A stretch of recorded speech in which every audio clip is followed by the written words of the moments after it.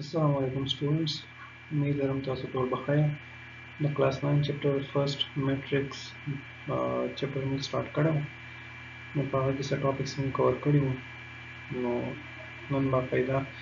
the exercise 1.1 the questions are asked पागा किस questions the matrices the types are related to question first او question 2 خو simple دی چې order ولیکئ نو تاسو خپل باندې وکئ دغه شان equal matrices سره question 4 هغه هم تاسو خپل باندې وکئ نو په دې کې چې کوم question number 3 5 6 7 نو هغه مونږه تاسو سره شیر کوم نو راځئ چې هغه وګورو one by one The chapter first exercise 1.1 question number 3 solve for چې دلته یو matrix given دی او ماته وایي find out A subscript 2 3 دا A2 3 A1 2 A3 2 دا څه لیکلی شوي چې دا موږ وپېژنو نو find out کول بیا آسان دی ایزي دی کله چې موږ میټرکس ټاپک سټډي کوو نو په هغې کې موږ ویلو چې د میټرکس کې دننه دا کومه ډیټا پرته وي نو یا ایلیمنټس وایو یا انټریز ورته وایو نو هغه ایلیمنټس یا انټریز ډینوټ کولو لپاره دا یو نوټیشن دی چې په دې طریقه سره موږ هغه ډینوټ کولی شو نو A34 مطلب څه دی ایلیمنټ اف ا میټرکس په دې مطلب دی چې دا د انټری اف ا میټرکس یا ایلیمنټ اف ا میټرکس ده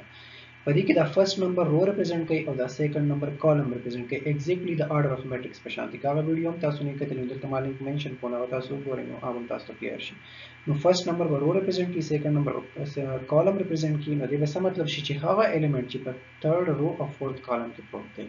نو که زه خپل کوېشن طرف ته راشم ما ته وایي چې A23 فایند آوټ کړئ نو A23 مطلب دا چې په سیکنډ رو تھرډ کالم کې کوم ایلیمنټ پروت دی نو دې میټرکس ته راشئ دا فرست رو شوه دا سیکنډ رو شو دا شان بیا وای تھرډ کالم دا فرست کالم شو دا سیکنډ کالم شو دا تھرډ کالم شو نو ګورئ سیکنډ رو تھرډ کالم په دې 0 پوینټ باندې انټرسیکټ شو نو کوم چې انټرسیکشن دا هغه انټری مته یاد نو A23 چا برابر شو 0 دا شان فرست رو سیکنډ کالم نو دا د فرست رو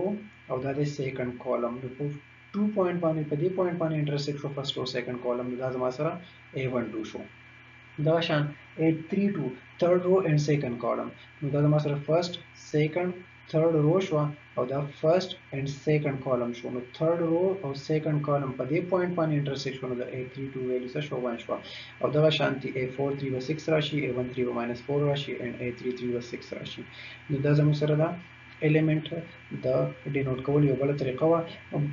یو بل پوینټ کله میټرکس نوم A نو موږ A32 A12 A32 لکه A وسره یوز کوو سبسکرپټ لیکو کله میټرکس نیم B شو نو د A بځای بیا موږ لیکو B23 B12 B22 نو مطلب د میټرکس د نیم سره دا